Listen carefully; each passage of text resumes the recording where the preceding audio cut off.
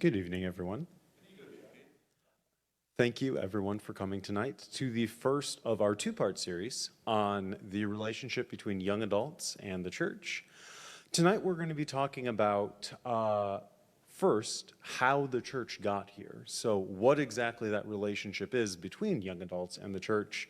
And then we're also going to be talking about what shouldn't be done about it. And then part two of this series will be what should be done about the strained relationship between young adults and the church.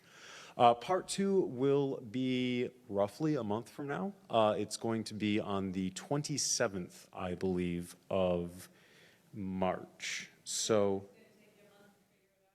no, it's going to take a lot longer than that. So I'm going to say things really confidently and hope you don't ask too many questions in 3 weeks from now. But yes, 3 weeks from now, it'll be another Thursday night at 6 p.m. again. We'll have part two of this talk on what should be done. One thing I want to note before I begin, I changed the title of this talk at the last minute. If you look at any of the flyers that have been scattered around, all of them say closing the door behind them. I switched the pronoun to a second person. I don't know. A lot of people who work on grammar are going to be upset at me now. I'm using first person, plural. That's what I'm using. The us instead of them, because I want to make the point tonight that this is something I am speaking from experience on. I'm speaking to you not just as your friendly neighborhood pastoral associate / campus minister, but also as a young adult who has a strained relationship with the Catholic Church, who has lived through many of these things that I'm going to talk about tonight, and who's had to struggle with and hasn't stopped struggling with many of these same phenomena I'm going to explain to you. For some of you, I am the age of the adult children you would be talking to about these very problems in the church. I have two good Catholic parents who have talked to me about these problems in the church and have sometimes been left very frustrated after talking to me about these problems in the church. So I wanted to make it clear that this isn't just from my perspective, and I know from many of your perspectives, a dry academic question. This is a question with lots of personal importance, and this is a question for me that is of the utmost importance considering who I work with on a day-in, day-out basis.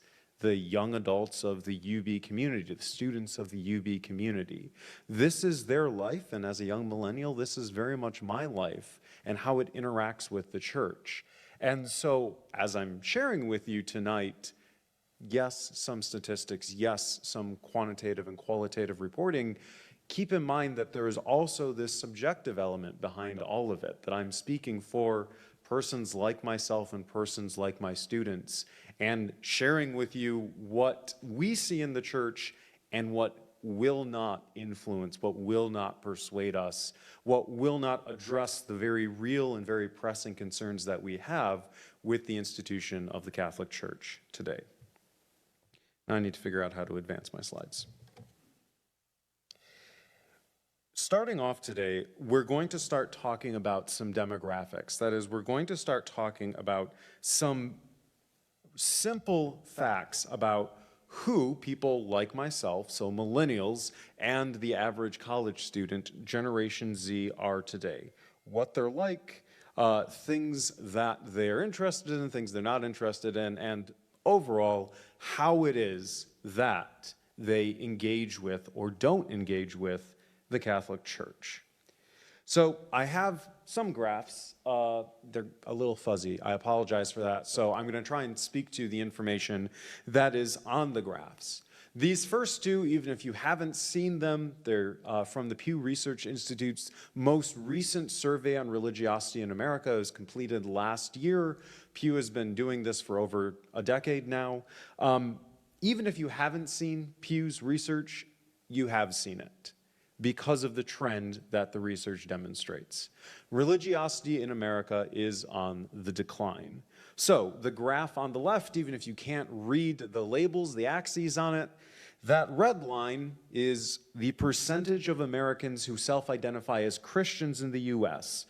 The line starts at 2007 and runs to 2024. That gray line the darker gray line, I should say, the one that's trending upwards, is the percentage of Americans in the United States who identify as religiously unaffiliated. That is, as atheistic, as agnostic, or as what's called nothing in particular, which is exactly what it sounds like. They just don't see themselves as religious. You do not have to know lots about mathematics or statistics to notice something about the slopes of those two lines. The percentage of Americans who identify as Christian has been steadily declining for the last 2 decades, and the percentage of Americans who identify as non-religious has been steadily increasing for the past 2 decades. The graph on the right showcases differences in, call them religious practices, between the youngest Americans surveyed, who fall right within the demographic that our college students make up, 18 to 24-year-olds, and older Americans. With respect to my audience, you guys should see yourselves in this demographic. So those darker bars are going to be Americans who are older. In this particular graph, it's those ages 74 and up, but this trend line shows for Americans born as early as the 1970s, and then the 60s as well, 50s as well, and so on and so forth. So we're not going to see a large amount of deviation from those very old Americans and then from my much younger, fresher audience. So the top line of that graph, identification as a Christian. We haven't just seen a downward trend in the number of Americans overall who say they're Christian. Younger Americans are far less likely to say that they are Christian.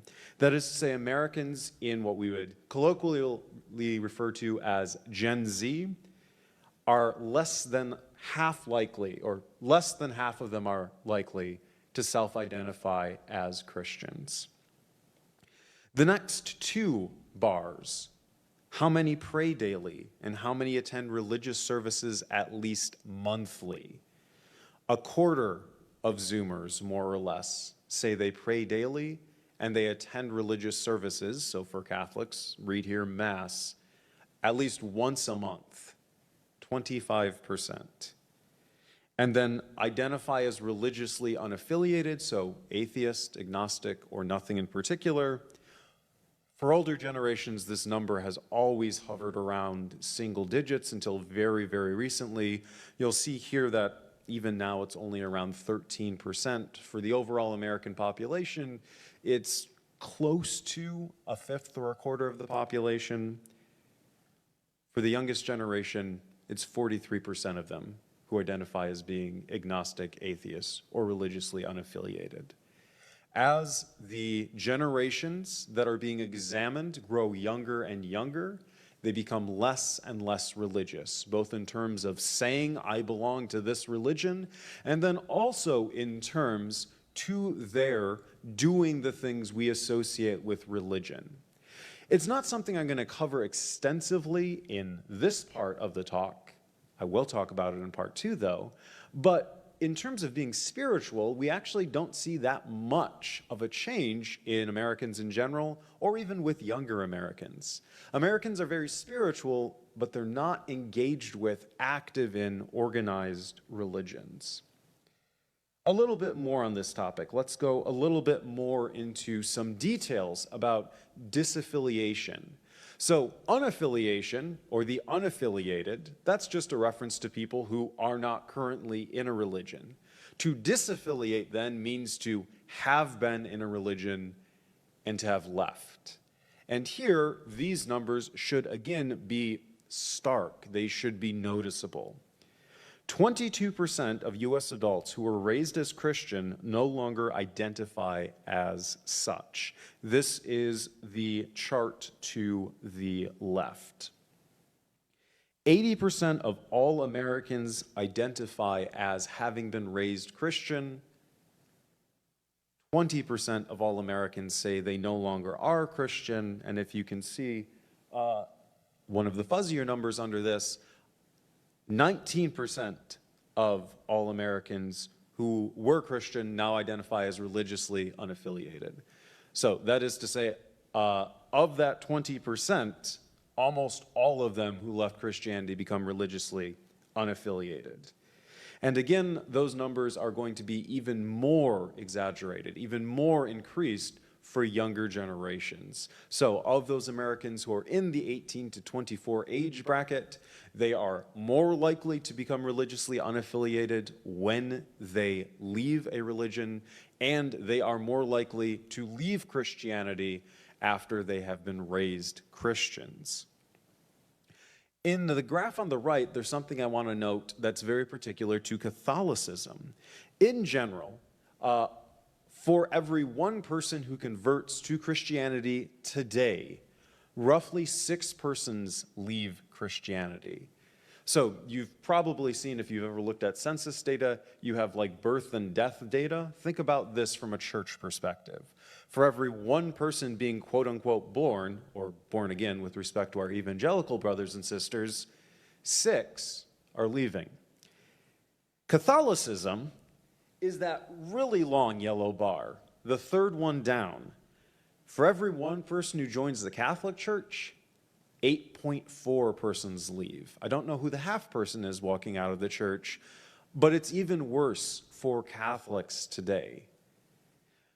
Something that was seen in not the most recent synod, but research that was connected to the Synod on the Family, as well as some research that has been done by Catholic research institutes such as Georgetown's CARA, which I'll talk about a little bit later. We're starting to see these trends not just among white Christians. Typically speaking, white Christians are more likely to leave their religion and to become religiously unaffiliated than non-white Christians. Relatedly, typically atheists specifically, but unaffiliated persons in general are more likely to be white than not. But we're starting to see this trend emerge even among Latino Catholics, who are for a long time the bastion of the Catholic Church, especially in the United States. We're starting to see higher rates of disaffiliation there, and as well as among Asian Catholics, who are, again, the ethnic group at least, who are more likely to join the church than to lead it. Why do people leave? This is sort of the next step in our discussion of what is going on right now with young adults. We've talked about so far that, well, lots of people are leaving the church. Where are they going? It's not that they're remaining Christian. It's not that they're seeking out a different church from the Catholic Church. It's that just in general, people who stop being Christian stop being religious. Well, what drives that? I'm now going to switch from speaking from a largely Christian perspective to a more Catholic perspective. Surprisingly, the factors that we might immediately think of are not going to always be the driving factors behind disaffiliation. For example, the sex scandal in the Catholic Church, which is also something that has unfortunately become a problem in other churches. The Southern Baptist Conference, for example, is a newsworthy example, I should say. I think it was in the last year or two that a wide number of instances of pastors abusing both children and mature individuals in their churches was brought forward by a few major publications in Dallas. This is also something that has happened in non-Christian religious communities. It's something that has been documented by publications in Utah as happening in the Latter-day Saints Church. So this is something that has happened outside of Catholic circles. This is not usually the primary cause of disaffiliation, which I think for those of us who have been in Buffalo for long enough to see the impact of the abuse crisis here, that might be surprising to us. Instead, though, at least when people report on why it is that they are leaving the church, they will say things like, and I'm now quoting from a report that was specifically done by a Catholic organization, St. Mary's Press, in collaboration with a research institute at Georgetown, the CARA, which I mentioned earlier. People will leave for, quote, negative experiences associated with faith and religious practices, both familial and ecclesial, unquote. So we're not always talking about big problems in the institution, but sometimes smaller problems with, say, a relative who is Christian or Catholic.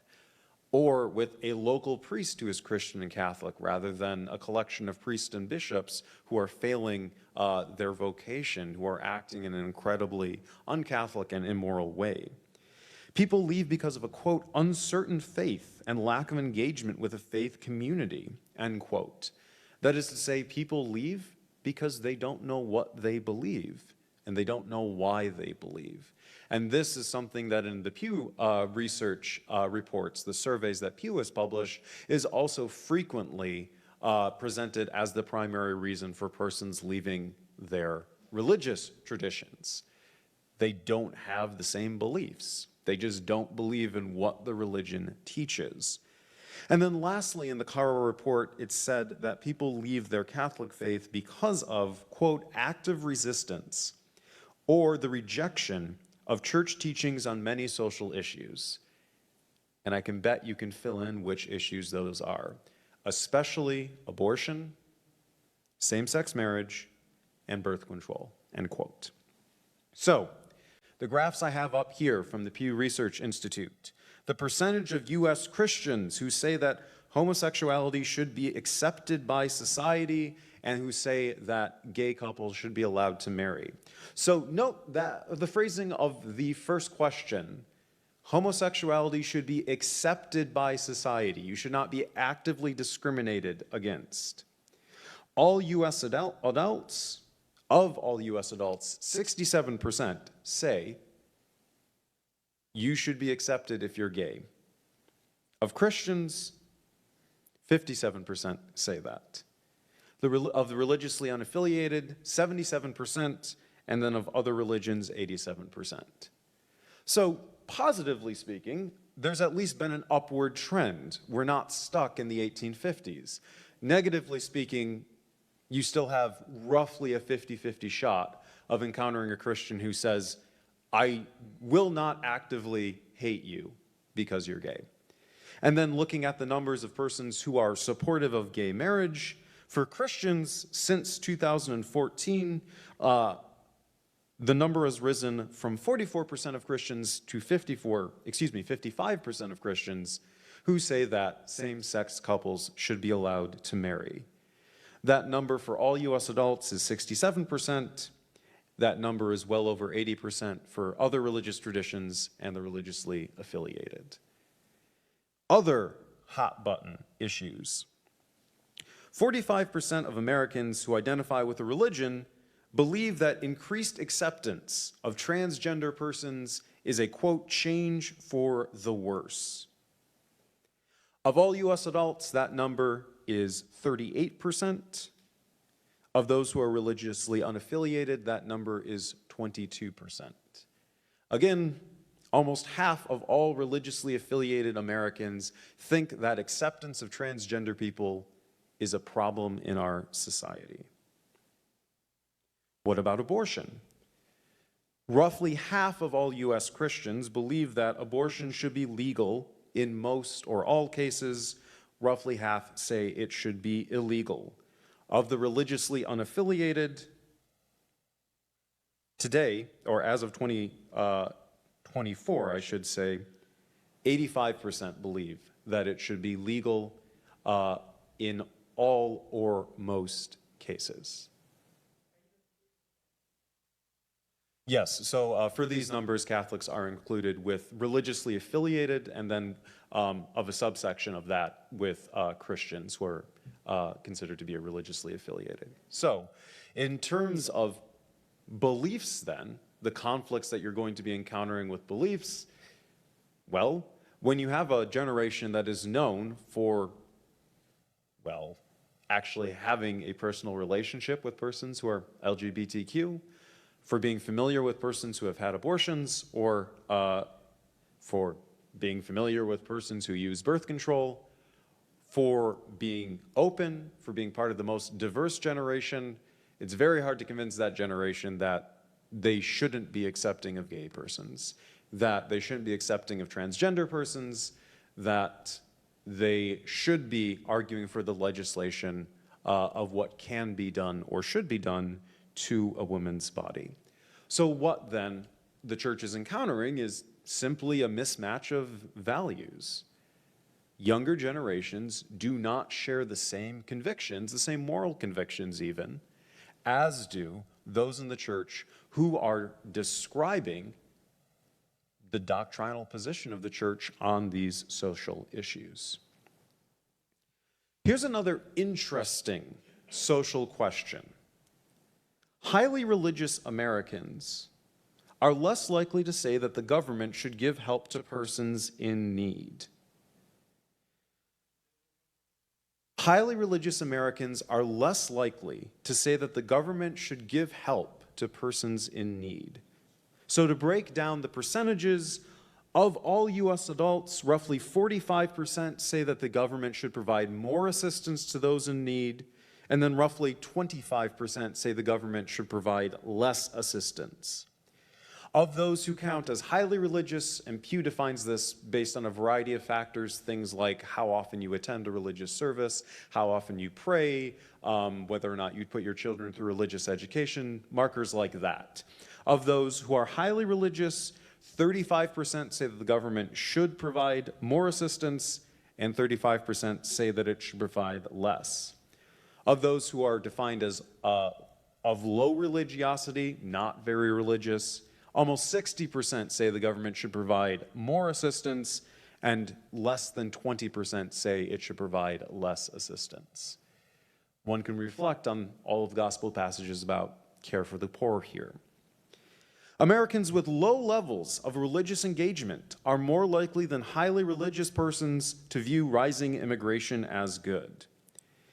Of all U.S. adults, 35% are likely to see immigration as being a good thing for the country, and almost 40% are likely to see it as a bad thing for the country.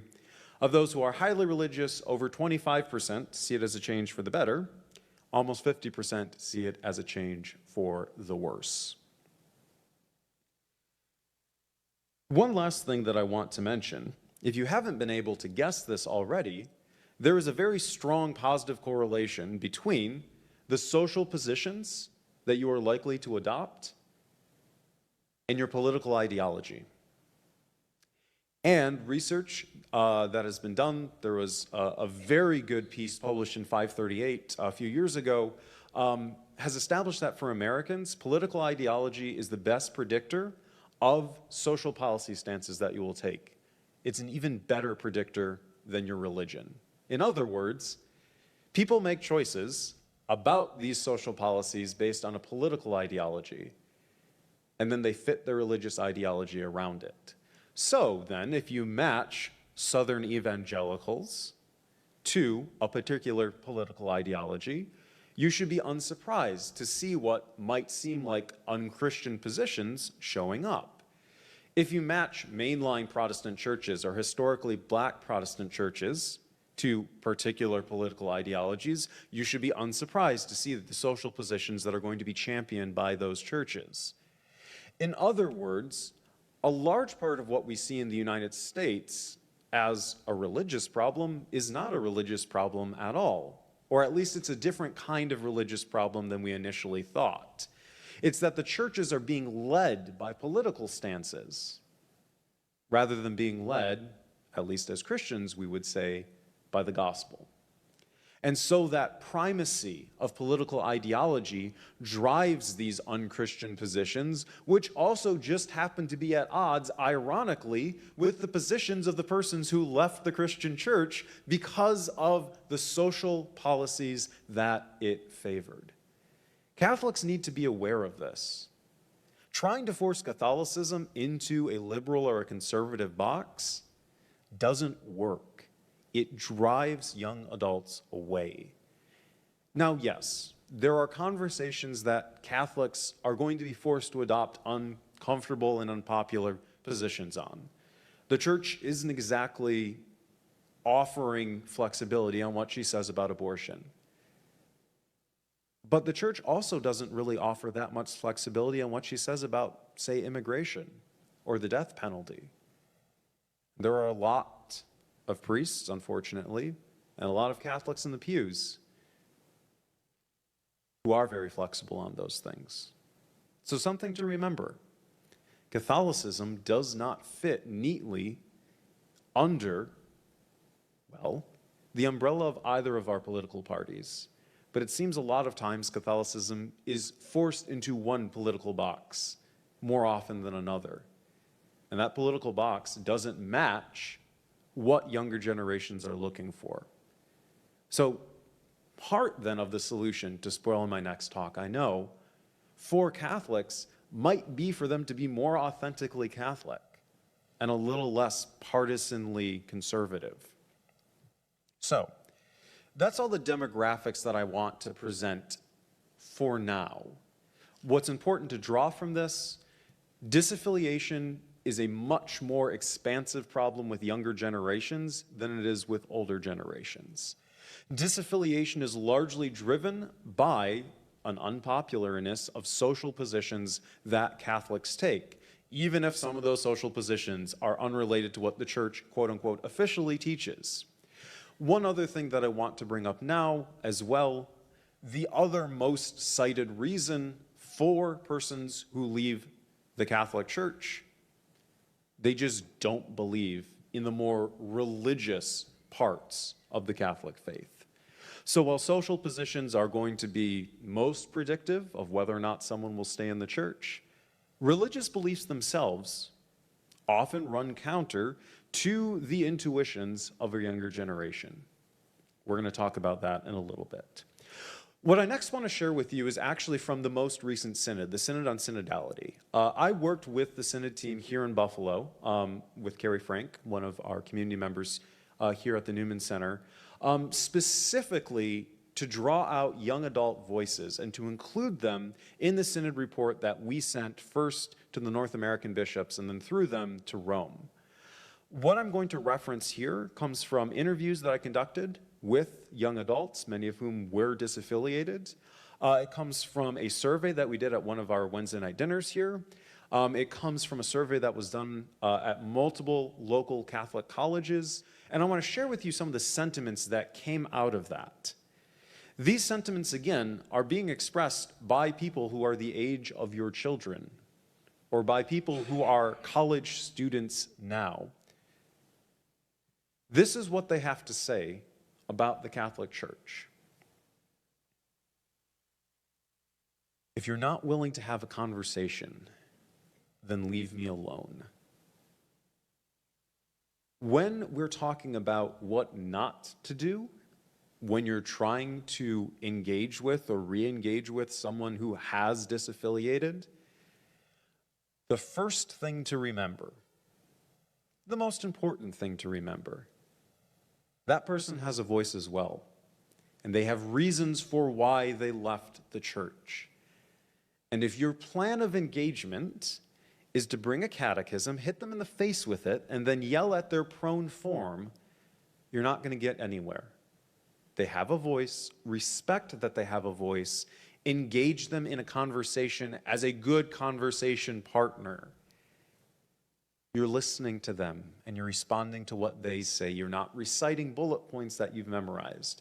We'll come back to that later because I have lots of things to say about that. Kids get confirmed to appease their parents, but they don't actually want to be a part of the church. Some of you are grandparents, yes? And I'm sure some of you know that at least one of your grandchildren got confirmed because they didn't want to disappoint you, but not because they want it to be an active part of the Catholic Church post-confirmation. That matters. What's motivating these students? Is it that mommy and daddy want me to do this? Is it that it's a family tradition? That's not what confirmation's supposed to be. If you can't motivate these younger generations to see something appealing about the Catholic Church, why are you surprised that they don't stay in the Catholic Church? Something else relevant to mention at this point from the CARA research. Disaffiliation happens much younger than you might think it does. Despite what you may have been told by various video productions or by Fox News, not that most of you watch it, I'm guessing, disaffiliation doesn't happen because your poor, naive child goes to a big public university and all their professors are mean atheists who yell at them until they stop going to Mass. The median age for disaffiliation, as of, I believe the research was published in 2017 by St. Mary's Press and Cara, 13 years old. Most persons who leave the church are teenagers. Now, you still have a good number of disaffiliated Catholics who left when they were in college. I'm not saying it never happens. I'm not even saying it's rare. But on average, a plurality of those who leave the church will leave so as teenagers in their high school years. So right around the time when they're getting confirmed. That's when they're lost. It's not because they're away from mom and dad and, you know, their roommate smokes weed and there's cute girls on campus who are wearing leggings. It's not because of mean atheist professors, which I say as someone who is a professor, who doesn't appreciate that stereotype at all. It's not because mom and dad aren't pulling them out of bed every day to make them, every Sunday most likely, to go to Mass. No, they're leaving much earlier than that, which should tell us there are other reasons for them leaving than the much ballyhooed culture that's, you know, destroying Catholicism. No, it's not the world out there. They've been in a Catholic world for most of their life if they're leaving at 13. That means it's something within the Catholic world that needs to be addressed, not necessarily pressures from outside of that world. I need someone to listen to me, not someone to persuade me or convert me. This is going to be the other most important thing that I share tonight. In talking with those who have disaffiliated, who have become disengaged from the church, if the only reason you talk with them is because you want to convert them, you're not treating them as a person. To use language that will be more familiar to you, you're not treating them as a beloved child of God, as someone worthy of God's love and of your love, speaking to you now as parents. You're treating them as a prize to be won. You're treating them as a project to be finished, to be optimized. You're treating them as having value extrinsic to themselves. They matter as one more check mark on the board of conversions, on your scorecard that God keeps, because that's how God judges all of us, right? The number of people we convert. To be a child and to get the sense that your parents are more concerned with making you believe the things they believe than with providing that unconditional love that parents always talk about, makes you start to doubt that that love is unconditional. Makes you start to wonder if you still matter as their child, or if instead you're just one more of those non-Christians that mom and dad hear about from the pulpit on Sundays. That they care more about bringing, you know, the word of Jesus to you than they care about you first. With many of the disaffiliated persons that I spoke with, they emphasized, and this wasn't just with parents or grandparents, but they emphasized that so many of their interactions with Christians were tainted by a sense that those Christians would stop interacting with them, would stop caring with them once they converted or once they said they weren't interested in converting. If I think I only matter to you because you can get something out of me or change me, I'm probably not going to stick around to listen to you for very long. Or I'm at least always going to be suspicious of your motives for why you're speaking with me, for why you're talking to me. The church has left the love of God behind. I'm sure there's lots of different instances that we could provide of why it looks like the church is not loving in the radical, extreme, and powerful way that Jesus demands the church loves. Whether it be the church's embrace or lack thereof of the LGBTQ community, whether it be the church's embrace or lack thereof of the disaffiliated community, of persons who have left the church and are left alone or derided, except when the church realizes that everyone's getting old and dying off and they need new people to come in and pay for their buildings and the new roofs that they need. We could talk about the church's outreach to non-white persons here in the United States and across the globe.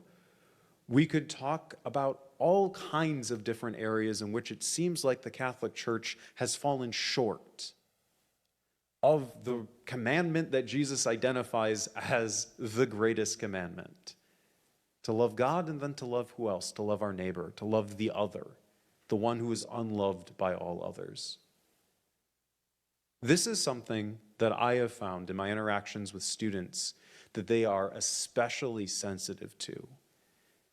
They have very clear eyes when it comes to what the church says she stands for and then what they see Christians actually doing. That is to say, they see hypocrisy. Now, whether or not that affects the truth value of the claims the Catholic Church makes, that's a different discussion. But it at least affects the moral authority of Catholics who tell my students, well, you have to live this way, or you're a bad Catholic, or just you're a bad person. And then they see Catholics who they know have these expectations placed on them by God himself, not living up to those expectations. What are my students supposed to conclude? That Catholics love laying on heavy burdens, but not lifting a finger to help those who they give them to carry them, as I think someone important to Catholics once said. Just to summarize a few of the remaining points that were presented, again, in interactions with students and interviews with disaffiliated young adults, they saw the church as insular, as bigoted, as being too focused on money. I'm sure many of you have had that particular feeling many times in the past. As being too involved in politics, we talked about this earlier, as being regressive, as being legalistic and dogmatic, regimented and strict, judgmental, clerical, and hypocritical. All of those things kind of run together, don't they? They see the church as being ingenuine and inconsistent, as being coercive, and, well, of a special relevance now, as being an ally to white supremacists and Christian nationalists. They see the church as being uncomfortable to belong to, as being a source of undeserved guilt. And they think the church hasn't fully addressed the sexual abuse crisis and that it doesn't promote respect for and the equality of all persons, including the most vulnerable minorities in our society today. What do they see the church as not being?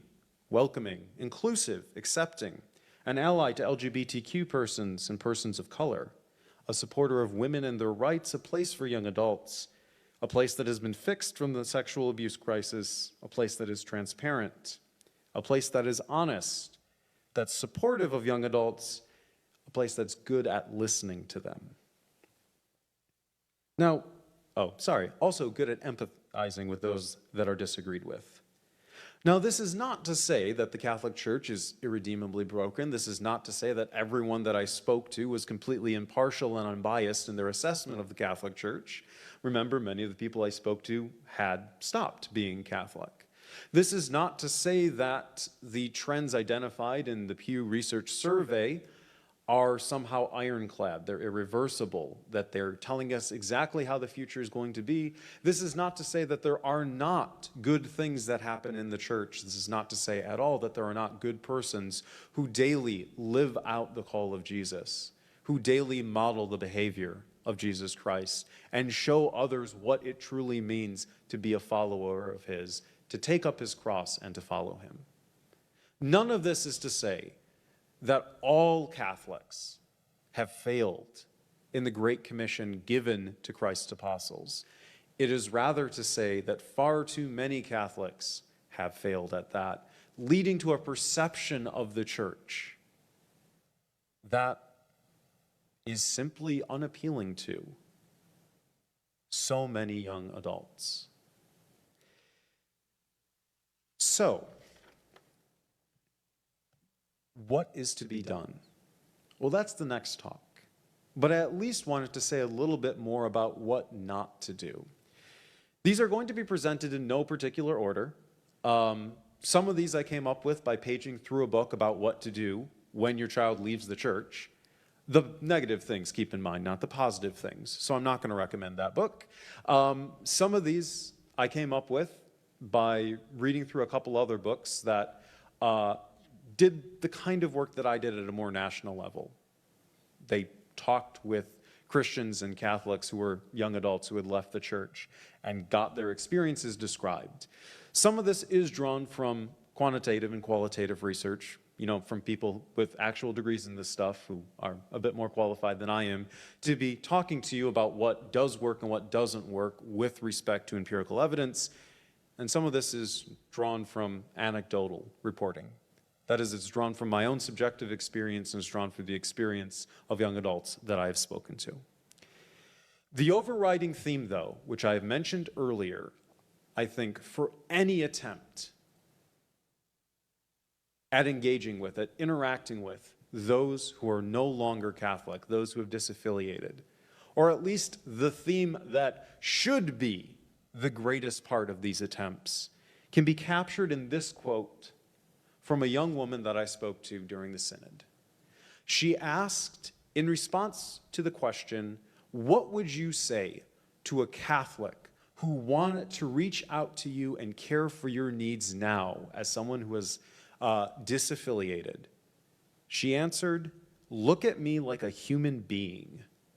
Don't look at me like a project. See me as a person.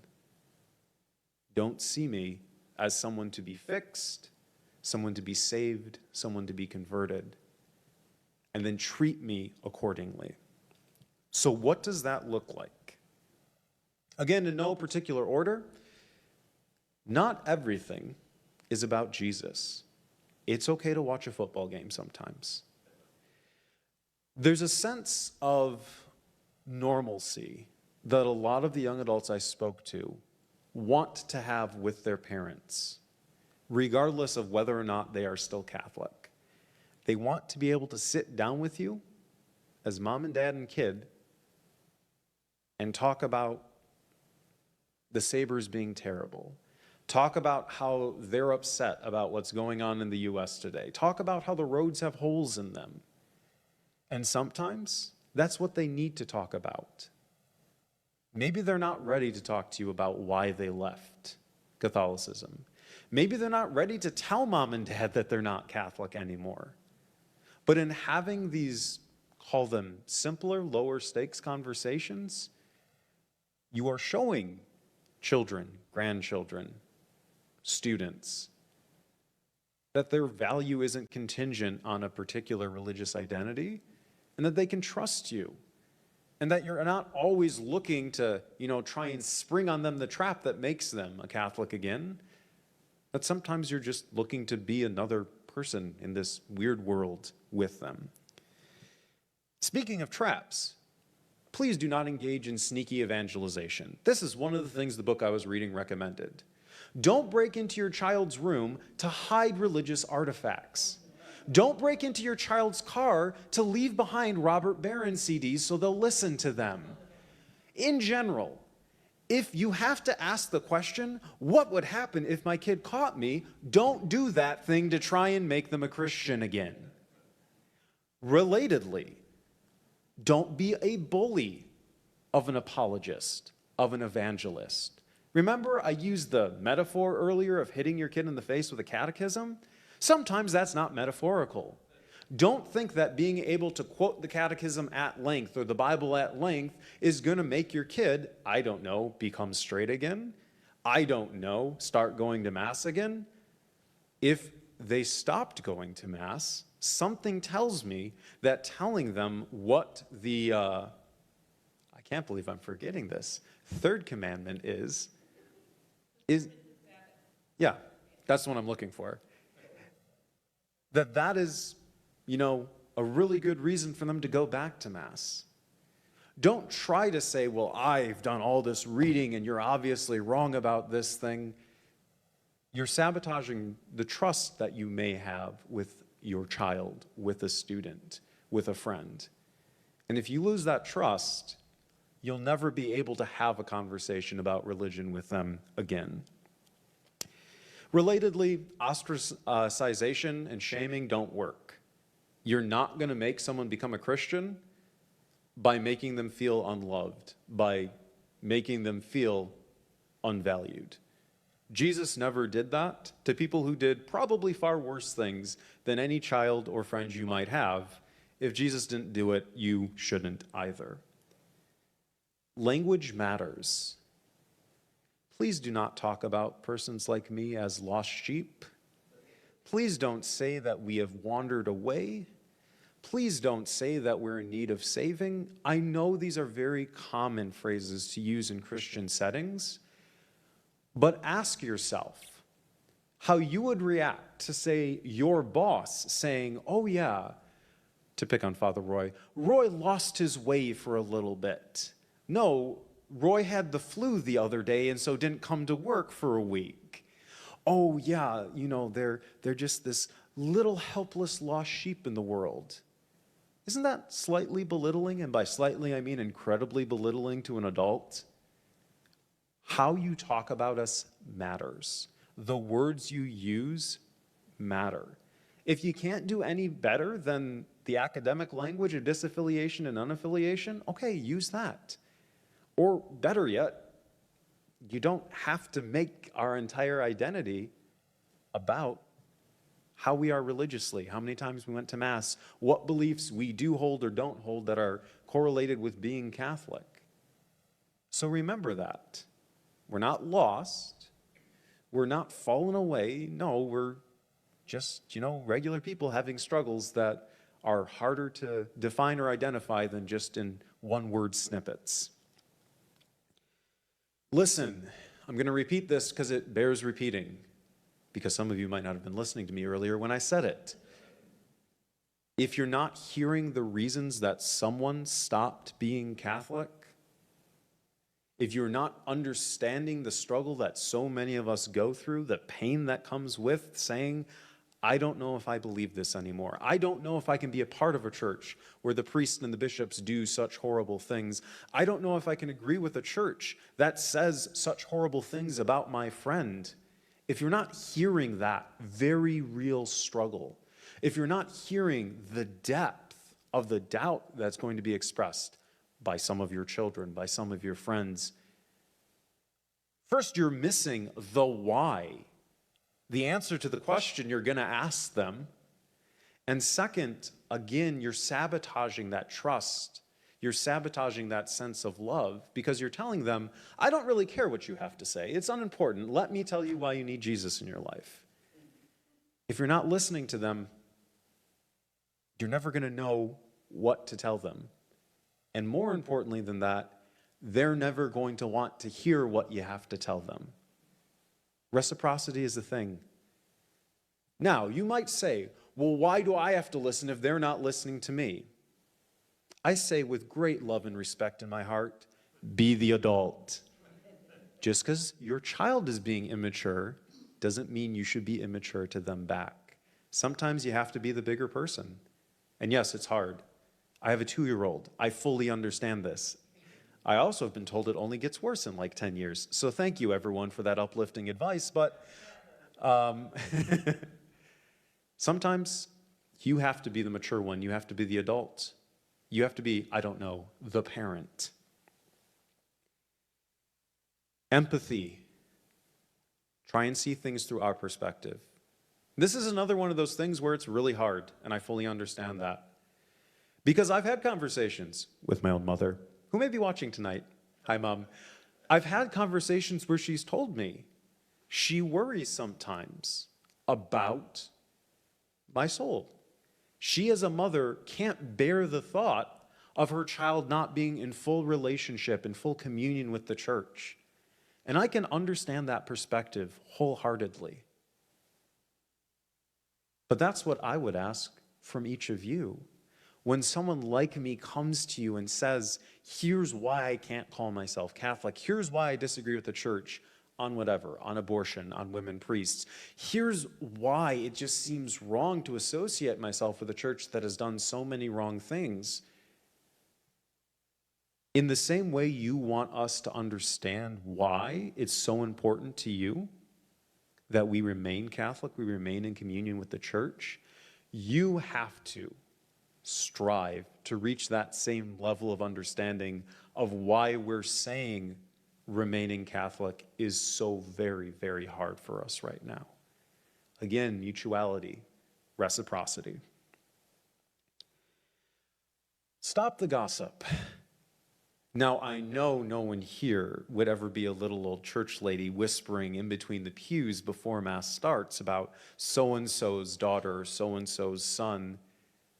Again, language matters. Not everything that happens that you don't like is scandalous and needs to be shared with every single person in a community. Trust, remember, is the basis for the kind of relationship you're going to want with someone who is disaffiliated. If you're making this big communal show out of, well, this person lives with this guy, well, maybe they just don't have any money and need to split rent on an apartment. Or this person I haven't seen in Mass, maybe they don't like your church because you're this gossipy and they went to a different church. But also, why do you need to be sharing with all of your church friends what you are speculating about this person or this person or this person? You're creating an unwelcoming, an ostracizing, and exclusive community, the opposite of what a Christian community should be like. And again, you're telling your child, I don't respect you and your choices. I think you're making bad ones, but also I'm not going to be direct about it and treat you like an adult and tell you to your face, I think you're making bad choices. So if you treat us as if we're immature, guess how we're going to act? Immaturely. Oh, look, my next note is treat us like adults. I feel like I just said that. Try reading or listening to or watching something that your child has mentioned, reading or listening to or watching. Because I know you want to tell us about how you watched something great from whatever particular Catholic media producer you watch, or you saw this great podcast that featured some Catholics on it, or you read this long-form article, which we probably won't read. I'm just being honest with you now. If you want us to do that, try doing the same for us. If your kid talks about, this book was really influential in causing me to leave the church, don't just say, ugh, that author's obviously a stupid atheist. Read the book. If they say, I care about what's said on whoever's podcast, Kristen Bell's podcast, she has a very nice podcast. If they say Joe Rogan, that's a very different problem, and I'm sorry. The point is, if they mention these things, look at them, engage with them, again, as a mature adult and say, I watched that video you talked about the other day. Can we talk about it? Now, this is not a chance for you to get in all your shots about how you didn't like the video. This is a chance for you to have a back and forth, honest, genuine conversation with someone in which you're looking at something that they brought into the conversation, which social science research tells us is far, far more effective than you saying, you are only going to read the book I talk about, and we're only going to talk about it on my terms, and I'm only going to ask you 5 questions that I want to ask about the book, and I'm going to ignore everything you have to say. Start on friendly or at least neutral territory. But friendly usually works better. I know I've been talking for a while, so I am skimming through my remaining bullet points to see which ones are most important. I do want to get to question and answer. 2 more bullet points. First, my notes have a much less friendly version of what I'm about to say, so I'm not going to say that. Mike talked in his homily 2 weekends ago, maybe a weekend ago, about particular words that, sometimes add color to what. Thank you. Yeah, that's what I had in my notes about apologists. I'm not going to say what was in my notes, but in general, people who are paid for a living to come up with clever ways to refute people's entire worldviews in 5 seconds are not good resources for, again, honest, genuine conversation with a child, with a friend. There may be good apologetics resources. I'm not going to rule them all out as being bad. But a lot of big name people, well, they've made a career on being good with words and playing around with words and making people who don't agree with their particular version of Christianity look stupid. We had someone on campus last year, actually, who is a very well-known apologist. His name is Frank Turek.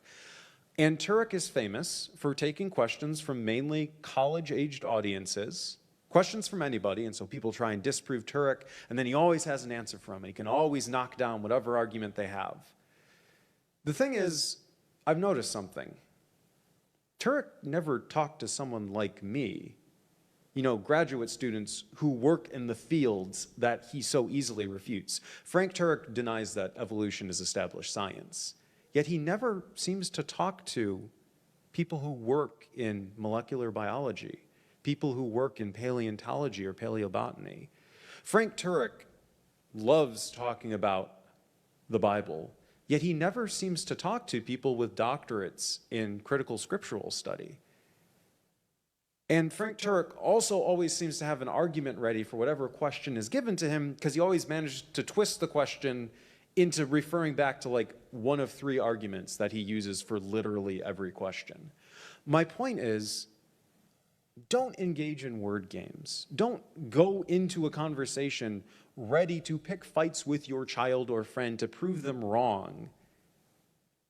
This is like marriage, right? For those of you who are married, if you have an argument with your spouse and you're trying to win the argument, you've lost the argument, because the point isn't winning. The point is trying to figure out a problem in a way that benefits both of you. You attack the problem together, you don't attack each other. So similarly, apologetics like attacking other people, unfortunately, or apologists. Don't try to win against your child. Try to hear what they're saying, and then again, have that honest back and forth with them. And I'll end with this last bullet point. You, at the end of the day, are someone your child, your grandchild, your friend loves. And they need that back from you. And they need to know they're getting that back from you. If the love of God is like the love of a father for a son, then what better way to show God to those we want to see him than with that same love that he already gives? Sometimes a child just needs to know their parents are going to love them regardless of who they are, who they date, what they say, how they dress. You all have heard the term unconditional love. Most of you, if not all of you, have probably used it for someone in your life. And sometimes that is the starting place and the ending place to addressing this problem of disaffiliation. People don't feel loved by the Catholic Church right now. Maybe you change the negative perception of the church by helping them to feel loved. That's where you start. Thank you. So Jewel has a microphone. As a reminder, because we're live streaming this, if you want to ask me a question, please do so into the microphone so that the people watching the live stream can hear your question. I'd like to add something to the question and answers as something I'm willing to speak about. If you have particular questions that have been raised by a child or that you can think of having been raised by a child, I can speak to how we respond when we hear those, if that would be helpful. So I can answer the normal kinds of questions that would come from a talk like this, but I'm also willing to provide answers informed by all this stuff that I have spoken about tonight to specific questions that may have been brought up by persons you know who have disaffiliated, or to speak to how an answer you've tried to provide to something a disaffiliated person has said to you might have been heard by then. I always go first. Thank you for actually asking questions, though, Mary. I appreciate it. Yeah, wait till you hear the question. So I'm in this situation exactly right now, and I feel like they're throwing the baby away with the bathwater. And that's what I can't seem to get across. I don't know how to say, I get it. I don't like any of that stuff with the Catholic Church. I take the same issue with that. So let's forget about the fact that the Catholic Church is still where we find community and the Eucharist and Jesus. I mean, Jesus doesn't count because the Catholic Church man-made mistakes make it all, like, again, baby with bathwater.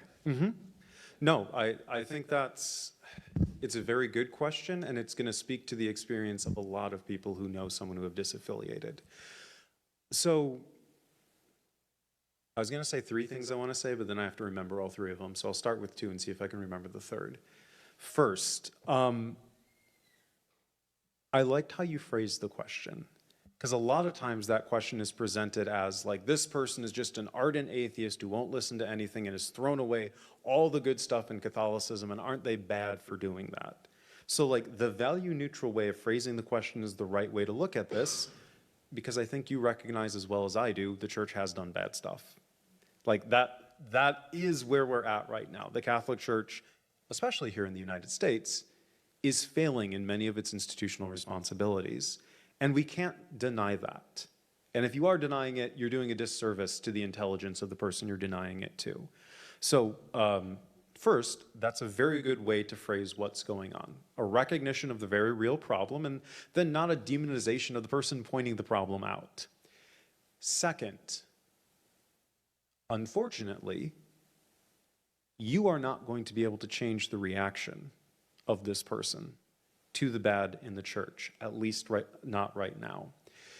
There's a very good analogy for this that I encountered in a science fiction book that has nothing to do with what we're talking about right now. But in it, basically, similar institution in the book, it's a military institution, bad stuff's going on, someone does something very stupid that should get her kicked out of the military institution. And so her commanding officer goes to his commanding officer, goes to a general and says, what do I do? I have to punish her. We're a military, we have discipline, but if I do that, I don't know what's going to happen. And his general tells him this: right now, she's metal that has been very overheated. So you have to be very careful if you try hammering that metal right now, because it's either going to break or take a totally new shape that is going to lead it to not do what you want it to. Anger is an incredibly common response to what the church has done and continues to do. And that anger is going to motivate a want to not at all be associated with anything the church has done. If the anger cools over time, maybe the person will be able to look back and see there are things here that are good. I did remember the third thing I wanted to say, and that's related to the very end part of your question, that Jesus is not dependent upon a man-made creation. So maybe what you're trying to show this person isn't, here's why you should be Catholic.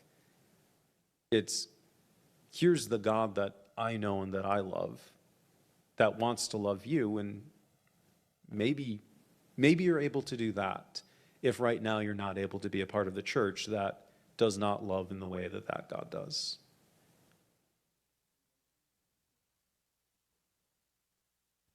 So I think to myself, we are drawing lines. I mean, we are shining bright lights on aspects of the church that, as Mary said, are man-made decisions that are made, and we're just shining these bright lights on it. We're missing the love of your neighbor as the key element. What is it who said, I don't recall who said, preach the gospel constantly, if absolutely necessary, use words. Francis. Francis said that. St. Francis. Yeah. And that's, I think, where we're at, is that you don't have to, I have the same conversation with people where I say, let's not, we don't have to draw such hard, we don't have to shine such bright lights on things that honestly are just human things that we've decided that we're a church of love, and we should be preaching that love all the time. And if you come along, great. But I'm doing what I'm doing, and I think to myself, what attracted me to the church was not all the rules. What attracted me to the church was, number one, that I saw models in the church. I saw Father Roy when I was a young guy. I see Father Pat up there, and I sit and say, I want what he's got. He's happy. You know, he's not trying to proselytize. He's not trying to do anything. He's just trying to show a way. And if you're willing to go along with him on his way, great. That's how I see it. I think, so going back to this idea of not being an apologist, there's a huge difference between many of the priests we've seen in our community here at the Newman Center, between personal religious models we might have. So I think of someone like my mother. I think of someone like my wife. I think of some of the quiet priests at the high school I went to who were gentle and kind and devoted their life to service of young high schoolers who were obnoxious, like all young high schoolers are. These people were models of Christian love, and these people actually looked like Christians. They actually looked like Jesus. And in that, I could see, and many of my peers couldn't see and can still see, something that is worthwhile, something that is appreciable, something that is good. It is when you start having this over-formalization and over-dogmatization, over-structuring, that covers up that core burning fire of love. Lord, did our hearts not burn? When that gets shadowed over, when that gets dimmed by all of this other stuff, that's I think, when you end up looking at this church that is perceived so negatively. And so, again, as parents, as grandparents, as friends, as people who can be role models of what good Christians and Catholics look like, remembering that central message of the Gospels, love of the other, that's what's important, and that's what's noticeable. So something else that comes both out of the research that I've referenced tonight and then also my own work with the Synod, most people who disaffiliate say that they are not likely to return to the religion they left. However, many people who disaffiliate both say they are willing to engage in conversations with persons from that religion, that they are respectful of persons from that religion and their deeply held beliefs, and that they're willing to work along with that religion to do good things in the world. So again, if you model the love of Jesus and then act on it in the world, you'll bring people with you, regardless of the flag that's flying over their home, regardless of how many crosses they're wearing around their neck. I think you're right, Mike. It's just love. And if Christians remembered that, they'd be doing a lot better than they are right now. Okay, this is just an observation. It sort of came to me when you were talking. So yesterday was Ash Wednesday. So I was coming out of a hallway near Eucharistic Adoration. I'm not going to say what church. And I started talking to a deacon. And I really don't watch politics. Mm-hmm. I don't turn it on. I don't like it. I can't read it. It depresses me. I hate it. I got it from my father. He used to say they're all a bunch of crooks. What am I going to do? So he went on and on about the speech the night before, about Trump. Not all praise, but a lot. I didn't know what to do with it. I don't know what to do with it. It's not that he's a bad human being, but he's just horrible to people, and I don't like that. I can't see, taking money from people and immigrants, everything, Okay. So I'll say this. Christians who have associated themselves with Trump are very much something that young adults are aware of and are disgusted by. Billy Graham's kid somehow being one of the banner carriers for Trumpism. Paula White, who I think just got, it wasn't a cabinet position, but she's head of some task force now to identify discrimination against Christians in the country and address it. And then the guy at Liberty University, whose name I can't remember, Falwell, another son of a famous evangelist, of a famous preacher. All of these people who have created sort of this Christian I don't even know what to call it, this rotation around Trump. Cult is a good word, Mary. They very much put a lie to the teachings of Jesus. And again, younger generations are politically active. They're politically engaged, although in different ways than are traditionally understood, and they're not stupid. They can read the Gospels about Jesus tending to a Samaritan woman, Jesus dining with tax collectors, Jesus forgiving a prostitute, woman who condemns you, no one, sir, then I condemn you neither. They can read those messages and be familiar with those messages and then see the rank hypocrisy being demonstrated by Christians, seemingly just for the allure of power, of money, of access to power. Sometimes I think it's just the abortion issue. The alignment of the religious right behind the Republican Party is almost entirely due to the abortion issue. So historically, at first, it had to do with segregation, and then it morphed into the abortion issue when desegregation was very obviously a thing. And I think that connection has proved politically useful for Trump. And I think, unfortunately, it's something that many Catholics were beguiled by. And they need to be careful about, because Trump has shown no true loyalty to being pro-life, whether that means just anti-abortion. Remember the midterm elections when he blamed anti-abortion persons for losing him key races, or whether it means pro-life in a more expansive sense, anti-death penalty, pro-immigration, I don't know, social support of mothers following the birth of a child, anti-euthanasia. Trump has shown no real ideological loyalty in that sense, and so I think Catholics and Christians in general, who were trying to make a good choice, I think, where they saw particular issues being something associated with the Republican platform and not with the Democratic platform, they need to be careful about whether or not that choice will actually serve them or just serve the person who got their vote. Other questions?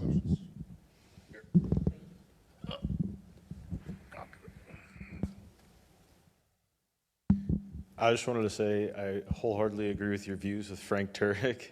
That he does some crazy stuff at college campuses, and I've seen it with some other Christian apologists, not with like college students who aren't educated, but even when he talks with other apologists and does debates with them, he'll just bring up irrelevant points and stuff like that to kind of own them. But my main question was, in the statistics that you brought up, do they make the distinction between extrinsic religiosity and intrinsic religiosity? Because I've read some studies that I could maybe send you later that shows intrinsic religiosity is correlated with pro-social movements. Does like any of the studies you cited like make the distinction between the two? So not in those exact words. It's a good question. But Pew does try and separate out, call them performative markers of religion. So things that are going to be external from internal beliefs, and then also private religious practices. Given that separation, what is seen in Pew's research, first, that there is a very big difference in terms of changes in external religiosity and changes in internal religiosity. Pew normally categorizes that as spirituality. That is to say that Americans are incredibly spiritual, including persons who have disaffiliated from religion or who never were religious in the first place. Most Americans believe in some higher power. Is that God? Not necessarily. Is that the God of the Bible? Probably not. But they still believe in some kind of divine being. Many Americans pray, although not always in sort of the religious, ritualized sense that we think of. Yes, Americans are going to religious services of whatever kind they are less often. Yes, fewer Americans are putting their children through religious education, but there still is some kind of discussion of religion in the home, say. Yes, you're going to see decreases in other kinds of ritualized or performative activity. I'm not using these here in pejorative ways, but just saying outwardly evident activity. Yes, we've seen a decrease in that. That's been fairly studied for multiple decades now, but that hasn't really resulted in any kind of changes really to Americans in general still having these subjective religious experiences and still crediting them as being because of some kind of spiritual world that they can connect themselves to. Does that answer the question? In a way it does. I think I might have not properly defined what I mean by extrinsic and intrinsic. So what I mean by extrinsic, I mean like a person is a member of a church for extrinsic reasons, whether it be the community or something of that connotation. Intrinsic is that they're more focused on the core tenets of a certain faith. So like if a person who's intrinsically religious would strive for participation of the sacraments, for regularly reading scripture, or et cetera, et cetera. And those kinds of actions are, or those who have that sort of idea or lifestyle has been generally correlated with lower Christian nationalism and pro-social behavior. That was generally what I was thinking of. So does the studies like describe something similar to that? So that's a helpful clarification. Yes, that is still described. With respect to disaffiliation, you normally are going to see what you've defined as intrinsic religious behavior, associated first with highly religious persons, so persons who do all of the performative actions, and then also, interestingly enough, with atheists. That is to say, their reasons for leaving tend to be much more related to doctrinal claims or like core religious claims than persons who just call themselves nothing in particular or who call themselves agnostic. For those persons, it's just, I don't like the community, I don't like a particular social position, or they just were never that involved in the religion in the first place. So the relevant correlations there then are going to be the amount of involvement, both public and private, that someone has in a religion in the first place, and then also when they leave the religion, their reasons for leaving that religion. If they're intrinsic reasons, you're much more likely to have someone who is more strongly a-religious, and also someone who's more likely to identify as being atheistic rather than just spiritual but not religious or not religious. Any other questions? I'll take two more, I think.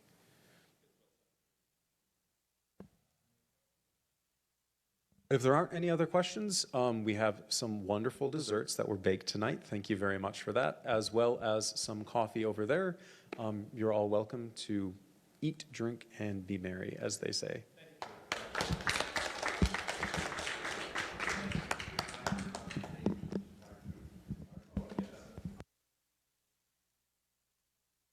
Second part of this will be the 27th of March in 3 weeks from tonight at 6 p.m. Thanks, Father Roy.